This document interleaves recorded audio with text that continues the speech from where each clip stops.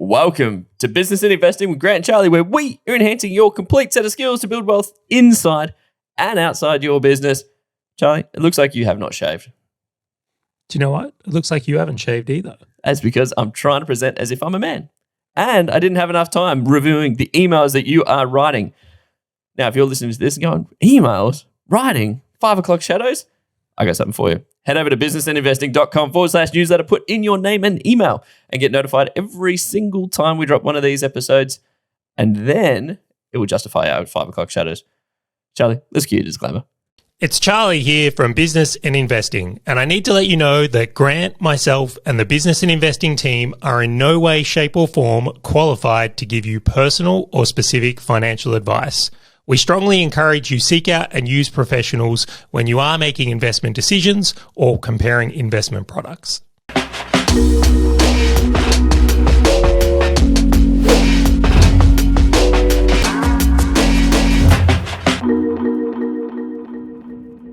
It's a really nice tie-in, Grant. I appreciate you were able to bring in that we haven't shaved. And just to give our audience a bit of feel here, it's actually a Sunday morning and we're making this podcast now. After talking to each other for about 90 minutes beforehand. We had important topics to cover about things in the world of investing. There's a lot going on right now. Heaps. Oh my gosh. We should have just hit record and then just publish whatever we were talking about. I'm not sure anyone should be exposed to that dribble. Yeah, that's fair. That is fair. Anyway, we're picking it up here in part 2 of hard skills that will pay you forever. Now, I actually can't believe that this episode is turned into a two-parter. It turns out there's a lot to say about these skills. We could have just listed them out and ended it. It might, yes, we could have, but then you wouldn't understand the stories and the layers below it. I couldn't have walked through Seaport. And Charley, if you don't actually understand what Seaport is, you're going to have to listen to the other episode, part 1. I actually Googled that after we were done. Did you find I have not heard of this. Did you actually find much? There's bugger all about it. I was going to say, it's not a popular or well-published topic, I will say. Totally. Which it should be. So bad. So good. Anyway, if you haven't picked up on the hints, there was some nuggets in the first part of this episode. We're going to be digging into the second part here. Grant, do you want to kick us off on the next skill, the hard skill that if you get good at will pay you forever? All right. My number 3, 2 of them on the previous episode, is feedback loops.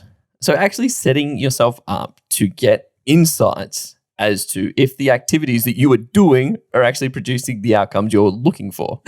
How many people just constantly do something and not actually stop and go, hang on, wait, is this creating the revenue, for example, that I'm looking for? So if I try and put more time into sales and marketing, Charley, or spend more money and more time into it, is it actually producing a better result as a part of a feedback loop?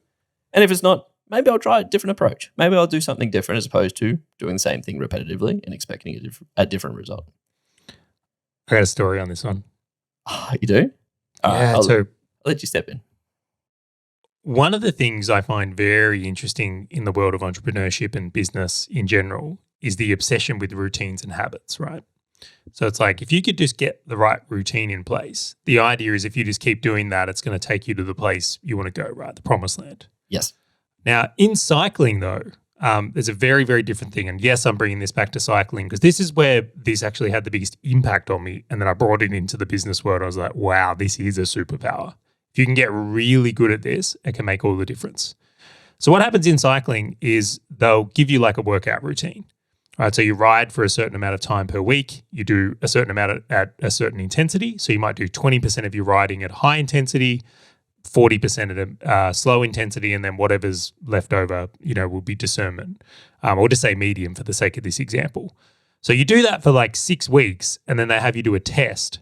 And then based on that test, they discern how well you're adapting to the training. And then they change the training to match your personalized adaptation.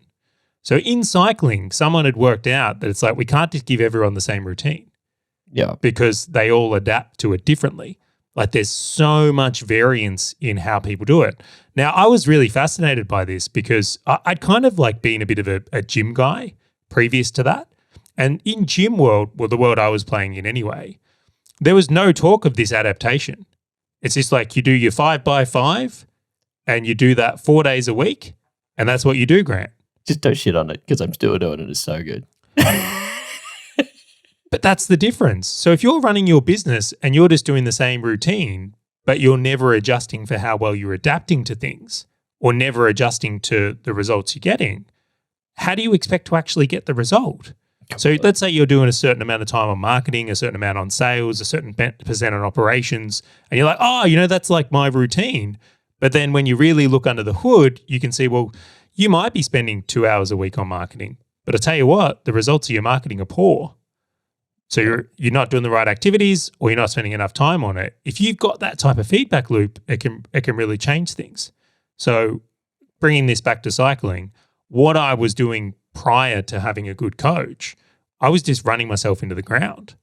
So I was trying to copy the routines of other cyclists who, just for whatever reason, are genetically conditioned to be better at endurance. Yeah. I'm more of I'll call myself a hybrid athlete. I'm not a strength athlete and I'm not an endurance athlete, but if you sit me in the middle of both, I'll whoop them. Right? So I can never win a really long endurance race and I can never win a sprint. But if you put something in the middle, that's my sweet spot. I feel as though the majority of cycling is either sprints or long distance too. It's very unfortunate when you get into something you find out you're not very well conditioned for, or too tall for and too heavy for as well. But you know what, Tony? You hit this perfect nugget, which is one of the 3 sort of sub-bullet points I'm just going to walk through here, is if you're trying to replicate someone else's results by doing the things that they're doing without actually understanding where they're trying to get to, it becomes irrelevant. Right. So to your point, if you're doing 6 weeks of exercise for cycling and the entire objective is to cycle longer distance, but you were trying to replicate the exercises of someone who's doing sprints, right? The feedback's going to be completely wrong. It's like you're looking at the wrong figure entirely. And so if you're a business owner trying to extract profits out of your business to invest in wealth outside the business, your feedback points or your data that you're looking at in order to create a feedback loop would be fundamentally different to a business that's looking to try and scale and exit, for example, because you care about profit margins. They care about revenue in the door based on a 2x multiplier on a sale. And so you can't go and duplicate it. It's all specific to the scenario that you're in. This is where the role of a good coach is valuable, right? So using the cycling example again, I do a 6-week block of training. I do the test that was appropriate for the race I want to win. Right, so I'm training for a race I'd want to win. So I know the outcome I want. That is knowing what to measure when it comes to feedback loops, hugely critical. Totally. All right, so second point of that, I do this test and then my coach, who had experience in athletes winning this race, another big hint, right, would then say, based on where I'm at, this is where I'm weak, this is where I'm strong, and then would change the cycling plan for the next 6 weeks so I could then adapt and recover better. Yep. So in my case there, just to use an example of this, his direct feedback to me was that you're training too much. We actually need to have you rest an extra day and shake up the intensities because you're not recovering well enough ever to get stronger at the thing you're trying to do. Where I was just trying to win this with let's just ride more hours, harder, that's how we're going to win. If I can just be the guy that just loads up on volume and do all of it at a higher intensity, surely I'll just get fitter. Totally. Not how it works. So in business, bringing this back and once I had this experience, I was like, I can see how this applies to business. How many business owners are out there where it's they're not adapting to what they're doing and they're going, well, I'm going to put in more hours. Yep. Do I'm just going to go harder. I'm going to put more in. And it's they're kind of burning themselves out in the same way because the feedback loops aren't actually being helpful to them being able to address what they're trying to achieve. I love it. It's funny because you've touched on the two other points of the 3. So the first one was making sure that you actually track the right data in your feedback loop. Second one was having this mindset and really deliberate action around continuous improvement. So you don't just want to get there, you want to continually sort of push the barrier. So imagine that you did that 6 weeks and you actually got to where you wanted. Well, the coach is going to move the barrier and move the goalpost a bit and just go, cool, let's go here, as opposed to, maybe you just want to maintain, which there's a time and place for maintenance as well. But it's how do you just continuously improve? And then the third part, which you touched on very well there, was the adaptability as well. It's if you've done 6 weeks of something and it hasn't worked, it is the feedback loop that actually provides you the insight that, hey, whatever activities you did over the last 6 weeks in your example didn't actually produce the outcome you were going for. So do you do that again and just try for the duration of go, maybe it just needs 12 weeks? Do you try something fundamentally different? Do you do a hard pivot 180? And that is only provided to you by looking at that feedback loop. And in business and as well as investing, it becomes so easy because it's all financial related, right? Like we're all in business to generate profit and we're all in investing to generate profit. Like there is almost nothing else that's relevant. Oh, there's nuance to that, right? There's nuance. Sub-points. Sometimes it's like, to your earlier point, is like I'm trying to extract profits versus I'm trying to grow versus it might be you're trying to grow headcount in certain circumstances. Whatever's appropriate to the goal, but the idea being it's represented in the finances. You can see it. It's so easy. Yeah. I still can't work out how this happened, right? The finance industry. So this is accountants and bookkeepers.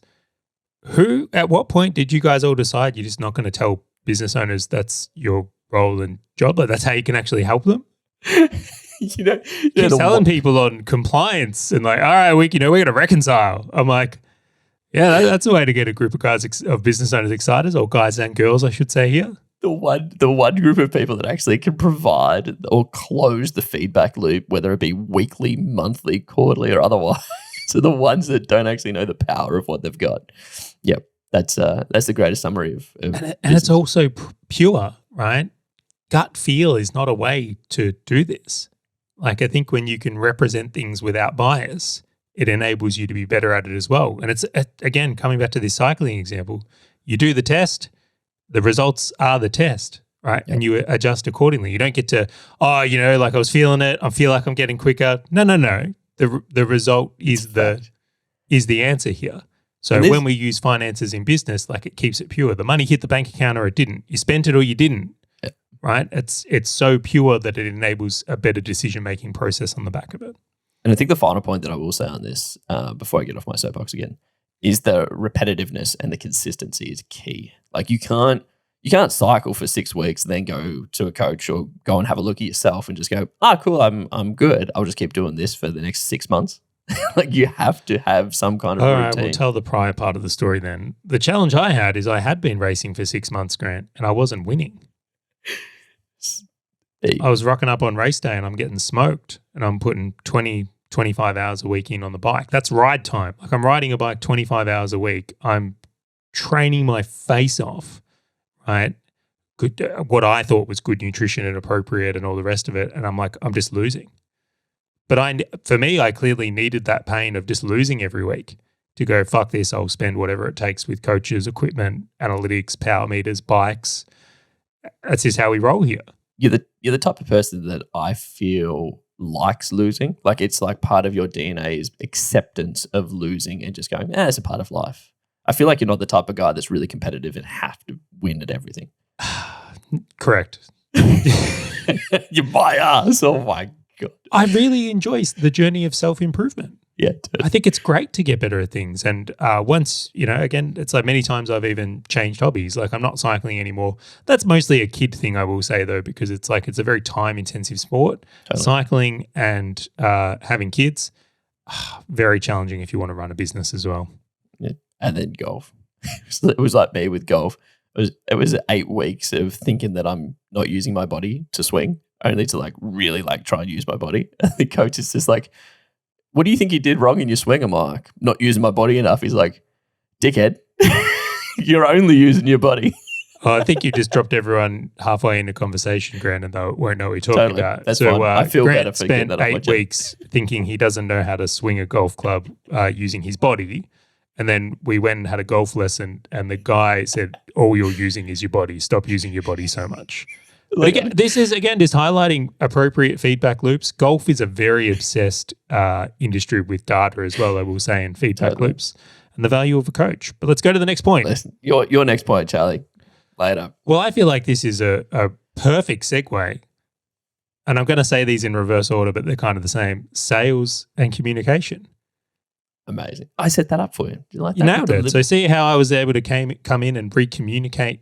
You were dropping someone in halfway in a conversation you were having? Perfect. I had the conversation in my mind and it made sense to me, Charlie. Have you met people in business, Grant, when they started out where it's like even if they had a fantastic product or even a reasonable marketer, but like sales was the thing that just like let them down? I believe this is majority of businesses, full stop. I would say I'm naturally inclined to be good at sales, right? I'm someone that's done well at selling. Even then, right, doing sales and communication training, one of the biggest level ups I ever got. And I'll give a special shout out to a guy called James Farron. I don't know if I know he's listened to the podcast at times, but he's doing some big things in business at the moment. And I know he might be a little bit too busy. But when I did some sales training from him, and he took me from like, maybe I was like a 4 or a 5, and he took me up to a 7 or an 8, changed business, absolutely changed business for me. And when it comes to sales, I think it's easy to look at it and go, well, that's just when you sell something and create revenue. It's funny how many of the skills that are involved in sales, and that's why I've said sales and communication, come in handy when it's like selling your idea to a team, selling your wife on a concept, getting people on board. Like there's a lot in sales that's actually like leadership. Yep. And I think it's a really powerful skill that too many people consider is either something not appropriate because maybe they don't directly face-to-face sale or phone sale, or they think they know it, and that's the dangerous one. I've seen that quite a few too many times. The beauty that I've found in people that are really, really good at sales is their ability to extract out the actual problem and what someone's trying to achieve, and then identifying that the gap is the business or the service or the product or whatever is being provided to them. I've met people who thought they were good at sales that would never try and figure out the actual problem that I would have when they're trying to sell me something. It's just like, well, you just need the thing. And like, here's the benefit case. There was this great quote that I'm just going to leave you with, Charley. I have no idea who it comes from, which is, if a doctor prescribes medicine without first identifying the problem, it's called malpractice. And I thought that was like the greatest thing I ever learned from sales. And I'm like, this sales makes sense. It's like, you can't prescribe if your product or service is actually going to solve their problem unless you actually know what their problem is and what they're trying to get from it. And I'm like, we have this naturally in society. And I'm like, I was just like, that's it. That is the greatest summary of sales. And communication too. Yeah, we put these into one mostly because I feel they are very entwined. But I'll share a story here. One of the things that happened for me is when I first got into agency and particularly Facebook ads, I had a very hot product. I had something people wanted. Now, that actually led me to the false belief I was good at sales. It's just because you had the thing. People are starving for water and you're the only one with water, and like, yeah, I'm good at sales. So let's just imagine this. There's a massive music festival on, and there's all these food vans, right? But for whatever reason, all the other food vans, like their food goes off. It perishes. They sold out. Yeah, or no, because then that would imply that people's hunger is yeah, food. that's fair. So we won't use that one. So all of a sudden, you're the only food source at a massive music festival. Do you think you can be borderline offensive and still make a lot of sales? Do you reckon food can be crappy and still make sales? Yeah, so that's what happened to me. I had a very hot product, and they wanted it before they even spoke to you. Yeah. So when I changed businesses, and this is when I went into the VA industry or the BPO industry, and suddenly I'm trying to convince people on why they should replace their employees in their office with an overseas staff member because it's potentially more cost effective and geo arbitrage. Wow, did that not go well? Yep. Because it was very challenging for them to conceptualize the ideas of like, well, like it's so much, like I can touch this person in my office, I can trust it. Like getting them over that hurdle. Having that humbling experience is what kind of led me to learn that skill set in a much, much deeper way. And again, served me so incredibly well. I'm curious, why do you think sales is such a hard skill? Like, do you think this is because there's so many different frameworks to sell something that they all argue that their framework's better? Is it because a lot of people can't get their mind out of like the product thinking, which is like features and benefits versus problems and solutions and objectives? Like, why is it? Because I have met people who think they're really good at it and they're just terrible at it. But for some reason, that just seems to be accepted in here. Like, this is like a... Do you want the truth? Yeah, it's like an art form that I'm just curious of your thoughts on. I don't think people can handle the rejection. So you expand on that for me. So you think that when they get rejected, they believe it's the other person that's the problem, not their approach to sales? All right, so let me just really simplify, Grant. You have conversations with people all the time, right? Is it that hard? No, easy. Right. So do you like go, oh, do you know what? I've had 20 conversations with people today. It's like, geez, really wrecked me. Every now and again. Well, maybe. But the point I make here is like people talk to other people all the time. Totally. It is very rare you'll find someone that doesn't talk to anyone else. Like sales is just talking to another person in a lot of cases here. So what's the difference when it's just talking to someone else like we are now versus selling to someone else is that there's the opportunity for them to say no, right? There's the opportunity for you to get rejected. It's the opportunity for them to say that, you know, your product and service is shit. Yeah. And I think a lot of people don't handle that very well. They, for many business owners, is that rejection hits them really hard. Like I know a guy, and he may listen to this podcast, and his sales guy quit, and he had to get back on the phones. And having people say no to him when he felt like his product was so valuable and going to help them rocked him hard. Yeah, I can understand. Yeah, completely. And I'm actually convinced there's many people out there that have intentionally like either not started a business or done a different type of business just because they can't handle being on the front of that. I'll give you another one. When someone, let's say you get a bad review for your product, or maybe you get a refund or whatever it is, which can happen for a variety of reasons. How many people do you know that then go on to self-sabotage sales because they're of a fear that people will come in and the product won't be good enough to meet their needs? Dude, I did that with my SEO company. We had one client that was upset, and I just flat out refused to do like sales calls. And when I did do a sales call, I self-sabotage that thing because I'm like, you don't want my service. I don't think I could provide value to you. And then every client, in my mind, there was always an excuse or a reason as to why they wouldn't be a good client to be part of the business. Completely. So when you look at sales and anything, do you honestly think sales is any harder than any of the other skills on this list?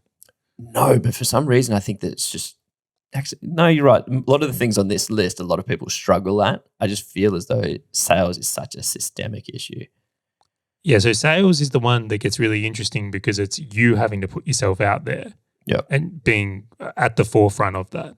And I just feel that that is what makes it tough. Yeah, where like some of these other skills of your inability to delegate, your inability to find do problem solving, your inability to self-manage, etc. Like you're the one reflecting back on yourself in order to identify it, where the sales is the one where someone else can reject you face to face. Like that's what makes it hard. Yeah, because you can't. Same with content creation, right? It's like how many people I know that it's again, they talk to people all the time, but if you put a camera in front of them and hit record, can't speak. Yeah. Or another persona comes out. It's like just another third person in the room. There's no difference to it. But that's why I think this is such an important skill. And I will say is that it's like this one, you know, it's pretty high up on the list of importance for me. I mentored a guy in a business that I invested in. He was 22 at the time. And the first thing I did, got him into sales training. Just curiously, did that business start becoming more successful on the back of that? Dude, he's 24, raised money at a 5 mil val. Like he's like crushed it. Like he's at 24, man. And that was the first skill that I said, you have to do this. And it's because I could control some of these others. Like it's a power skill. I even think if you're not in something that has a direct, like if you've got an e-com store, right, where you're not facing customers in the same way, I still think you should learn this one. Yep. Oh, yeah. I opened dropshipping businesses so I didn't have to master selling because I'm like, I don't want to see people face to face and like accept rejection because I could hide behind emails and a fake persona. And that's what people do. Shows up. But don't you find it interesting when someone sends an email out and for something for sale, it's like, you know, it's fine if 97% of the people say no to that. Yeah, because you celebrate a 3% conversion rate, but it's like, if you have to do it face to face, not the same. It's the same, yeah. Yeah, dude, that I just relate to that. People talking in front of a stage of 100 people versus like going up to that one girl on the dance floor and just getting that rejection straight to your face. It's like, it's fine if the room doesn't. But that's the same thing. Totally. Maybe that's where the wiring comes from, right? It's being rejected by people in our youth. So when you come to that sales portion of it, as when you have a business, it's like it can be very difficult. There's so much to that. I know. Did I just drop a complete one there? I won't go, Uruguay's here, guys. Don't worry. Go Uruguay. All right, calm down, Shifu. Let's go to the next point. All right. My final point, this is another one of those ones that I think is very hard to identify, which is and it's a really difficult skill, an inability to actually research and educate yourself on a topic. And I find this interesting. And the best way for me to articulate this is if you were to give the same book to two different people, the interpretations would fundamentally different. And it's just like proven time and time again. If they were to read the book at the exact same time in a business, and imagine their worlds were exactly the same, but their upbringing was slightly different. Again, still the same outcome, like different interpretation of the same thing. And this is so important for people to understand because if you've got a problem that you know you need to solve or some kind of skill set you need to improve on, e.g. sales and communication, the information that you consume from different people will fundamentally change the outcome you get. How do you go about this? You are someone I would consider quite a good, I would say you're an excellent student. Like when you go after a topic and want to get better at it, your process of doing research and educating yourself it's strong, very strong. Appreciate that. So the first thing that I would lean on is I would always go to the people who have done the thing that I'm trying to do and just go, who do you go for? So Charley, like when I'm sitting there going, hey, who's the best person for bond investments and the government treasuries? And you go, these two people, I'm like, this is a great starting point. And so I always go and lean on other people who have done the thing that I'm trying to do and just say, where'd you learn it? Because no one came out of the womb with skill sets like sales or investing or anything. Get their recommendations as my first starting point. Secondary to that, I might ask a second or third person, but I'll go and start doing my own research. I'll jump onto YouTube, podcasts, Google it, or even on social media and just start looking at the people who are producing some kind of things. I'll read more books around it from other people and I'll try and form my own consensus around a particular topic to either remove ideas and say, well, those ideas just aren't well thought through, aren't well validated, or to bring in new ideas into an understanding. And that's like step number 2 is like bringing other things. And then I would lean on or try to lean on one or two different structures or frameworks around whatever problem I'm trying to solve. Because what I've done in the past is I've tried to deliver 5 different frameworks at one time and it turns into one shit framework that doesn't work. Confliction. Totally. Well, that's the point I want to get to. Can we go straight to here on that? Because like I concur with that. Let's say someone wants to get better at property investing. Right, yes. Something we've crossed. I'd say we're both reasonably skilled on that topic. When you first get into property investing, right, the idea of like, okay, well, let's just read 10 books from 10 different people and that'll make you a pro. I mean, sounds good in theory, but I know property investing pretty well. If you read 10 books from 10 different people, you're going to be confused as fuck because they conflict each other so hard. Yep. And so to that point, the key thinking for myself is, why do they conflict? Because you'll see things that will overlap and you go, well, this is interesting. Every single person is saying the same thing on these pillars. But these pillars, everybody's fundamentally different, right? So what you'll find in property investing is almost all the gurus will have some kind of view around areas that are going through gentrification or like improving and what that that's like capital cities versus regionals, units versus houses. Exactly. Commercial versus residential, like it exists. Yep. And so then you'll see all of those scenarios where it's like a versus. It's like, this is better than that. This is better than that. But underneath that, there are fundamentals that they all agree with, which is like debt is a great thing, like because of leverage. I don't know about Dave Ramsey.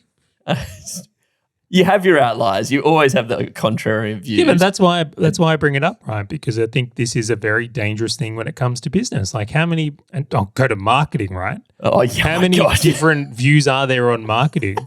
Yeah. And it's funny because they all work. It just depends on industry, how you implement them and all those kind of things.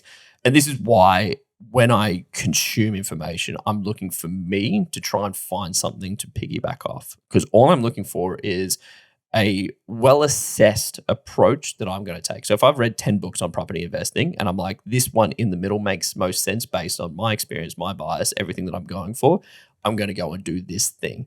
I will then try and implement it, right? So I'll buy a property that is based around that investment philosophy. Or to use your marketing example, I'll go and implement this type of marketing in my business because it makes sense.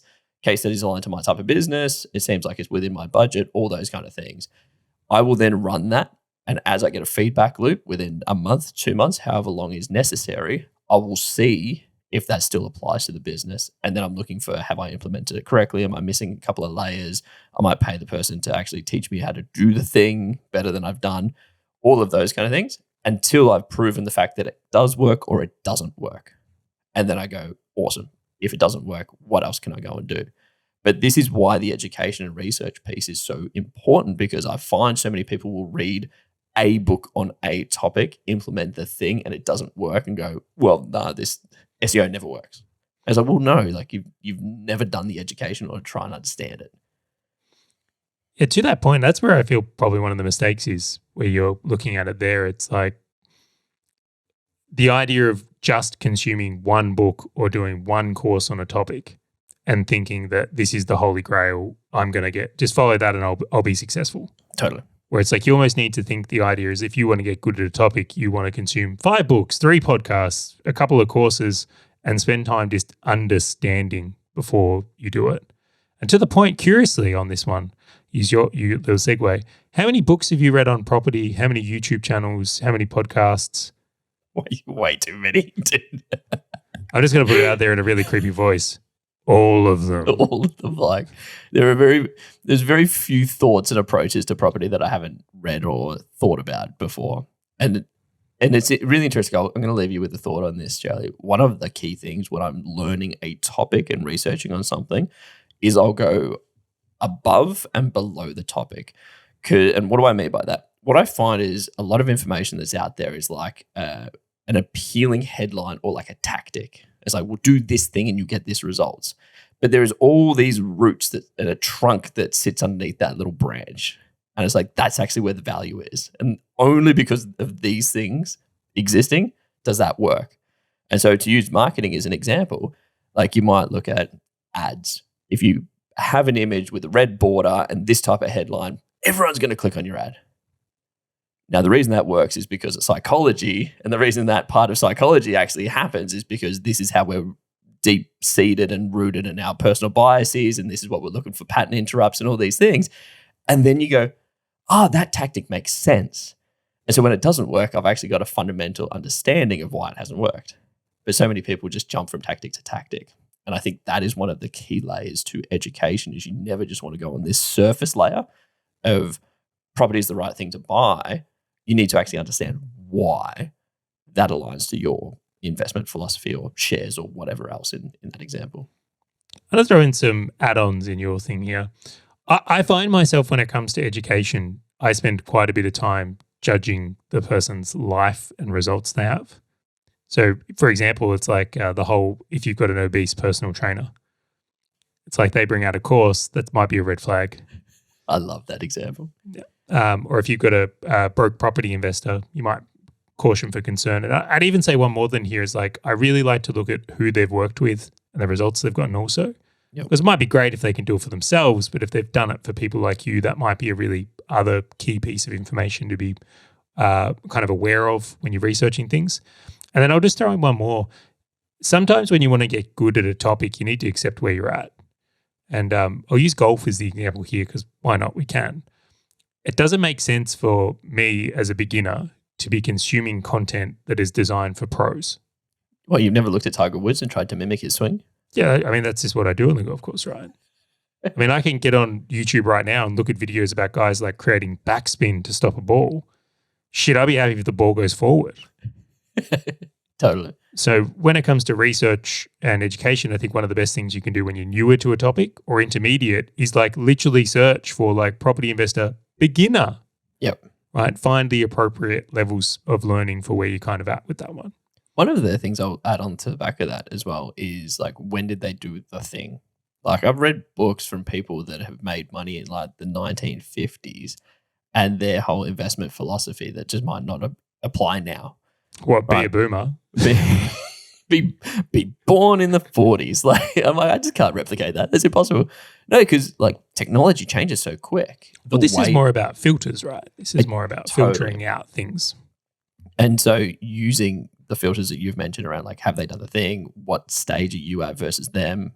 When did they do the thing? All those approaches, I think, come into how you consume the information and how much bias you sort of apply to it. Like, am I going to lean heavier towards this book versus this book? Should we go to the next point? I would love to. All right, so this is the last one on the list of the, I think it's 8 we've got in total. I might recap them at the end. We'll see. You have to filter it down to 8. Finance skills. You know, do you reckon this one would have been number? If we had to number them all, do you reckon this would be at the top? I thought about this. I actually thought about this as a question overall. Sequencing matters here.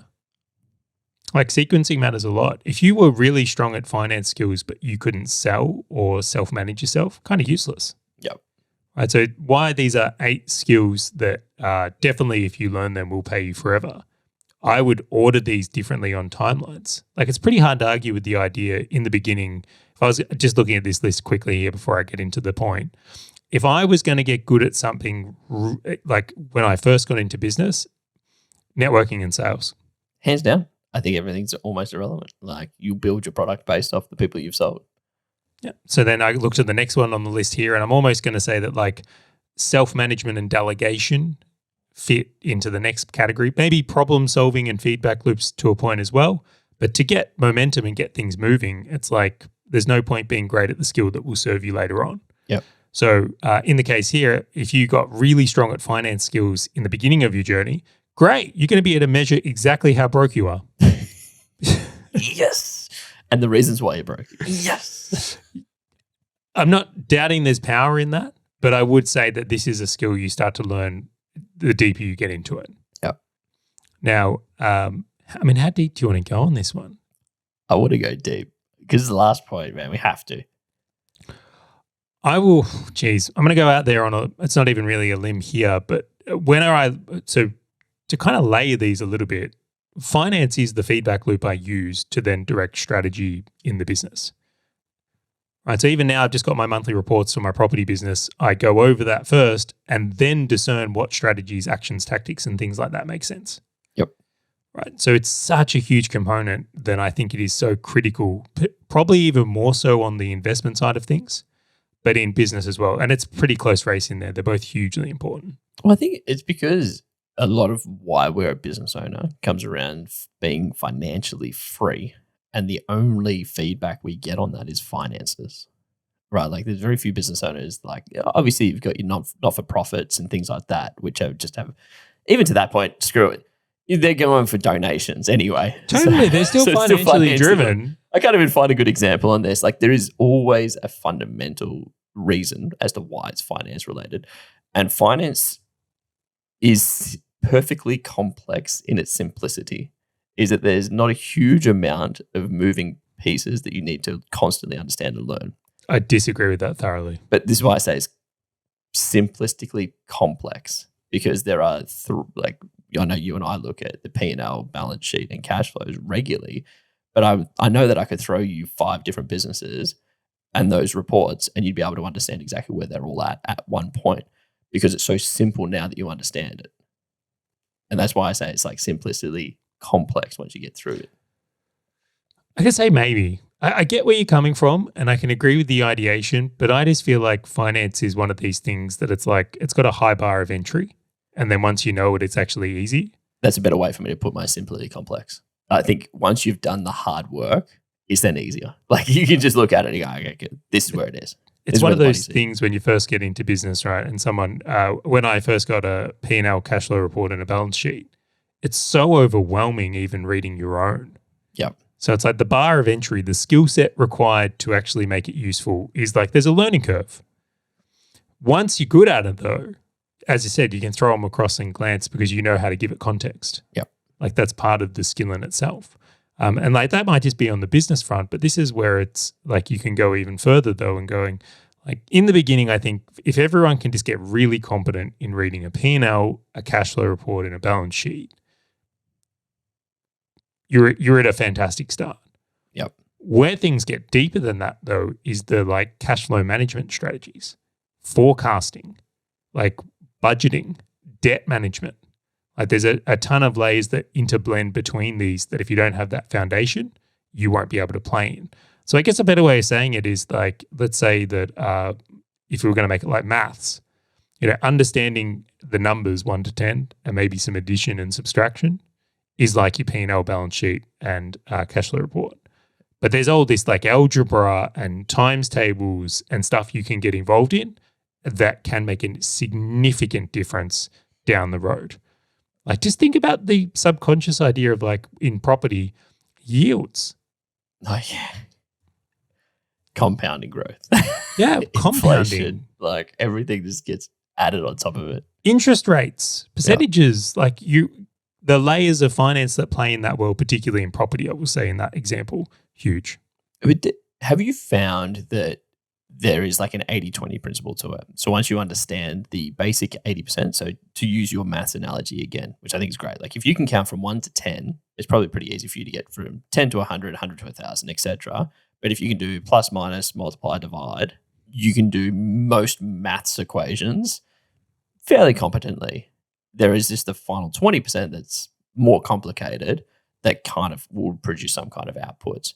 Do you think that the ability to read like P&L, balance sheet, cash flow statements and really start to understand what it means supports business, supports investing, but is also a foundation in order for you to understand exactly what we've just spoken about, which is like the interest rates, yields, compound growth, inflation, etc. Where if you didn't have that grounding, they would be a bit too complicated for you to understand because you didn't have that at the start.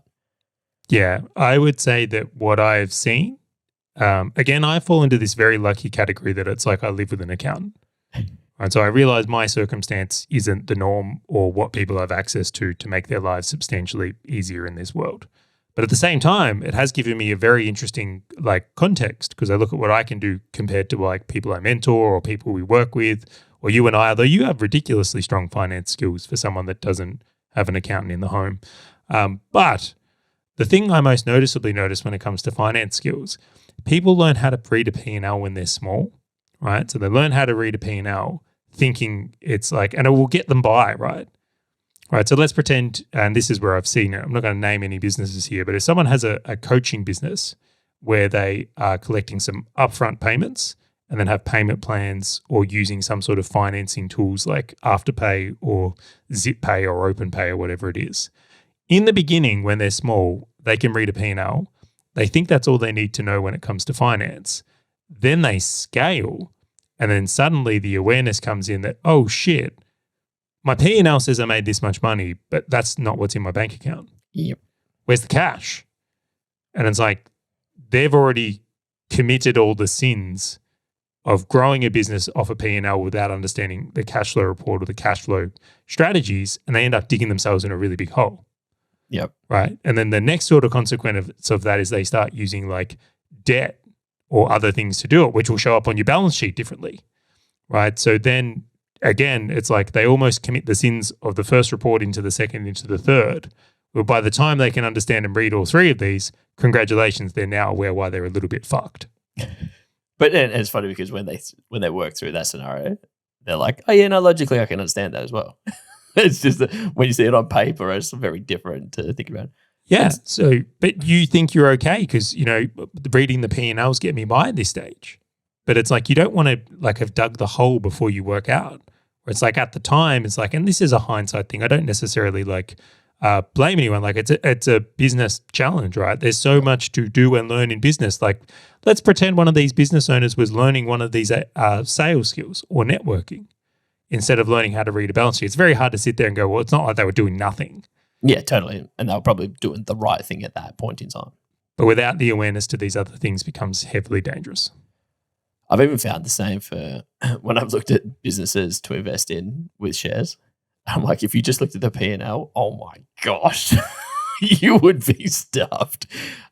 Even SaaS companies, like trying to get investors in on SaaS companies. And I've been through due diligence of VCs investing in my own software companies.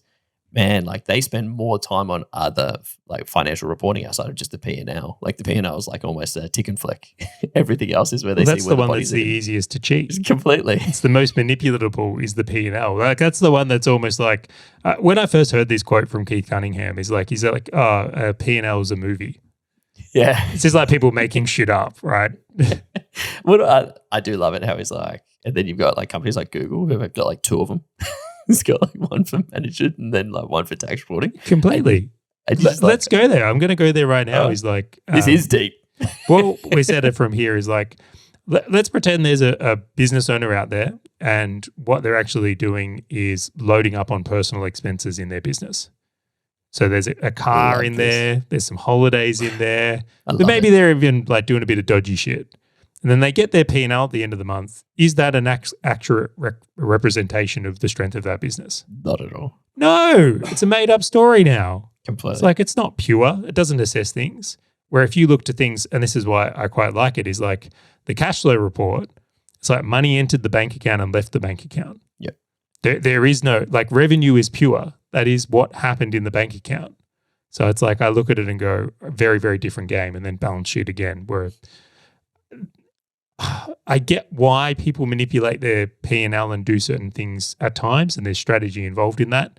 But it's also like people do it delusionally and accidentally all the time. Have you ever looked at buy businesses where like the founder or the business owner's salary was just not on the P&L? And then interesting that one, isn't it? Just, yeah, cool. Like how consistent is the salary you pay yourself every month? I haven't been paid myself. And you valued the business of what? I once looked at buying a business, right? And it was what generally happens when you buy a business, for anyone that hasn't gone through the experience, is they will give you like a disclosure. Yep. Right. So you come in and you get a whole heap of information about the business, and then you get some financials. Now, what was interesting is I had a whole heap of questions about things in the financials. And what it became very apparent to me is that the business owner had no ability to read or understand the financials. So to give you the idea, what this turned into was like, imagine you can speak French and they can't. And you're trying to talk to them about this and going like, why is this here? And I'm like, wow, this is, I can't even look at this. I can tell you how that happens. Like when you sell the business, depending on like the company you sell through, they'll give you like a Google sheet or like a spreadsheet that's just like fill in these details. And so then, and then it has like different interpretations. So it's like fill in your profit here. And then in brackets, it'll have like all the different terms of profit based on all like the different accounting practices. And so like what you do is you zero up and use this Google sheet. You just try to like copy and paste across. You have no idea. Like it's hilarious. But yeah, I have seen some horror stories, and I've seen people buy businesses. We know a gentleman that bought a business for just under $1 million that just did not dive into a lot of these things. Well, I'm not even going to get into that. Let's move on. Did you like that? If you want to know more, subscribe. Head over to businessinvesting.com/newsletter, put in your name and email, and maybe we'll do an episode on like horror stories in businesses. We should actually do an episode on talking about the experience of buying a business. I think there's some interesting things to learn from that. Anyway, I'm going to quickly list these out, and then we're going to finish up this episode. So going through the skills in no particular order, but I will ask you to pick your favorite one, Grant, at the end. So be ready. So number 1, delegation. Number 2, problem solving and analysis. Number 3, feedback loops. Number 4, education and research.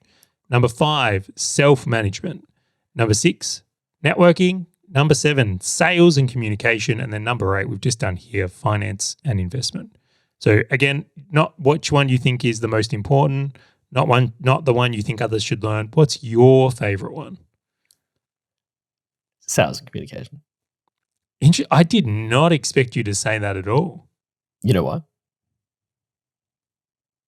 You going to change it? No. Do you know why? Tell me why. I think it's the thing I'm worst at. Interesting.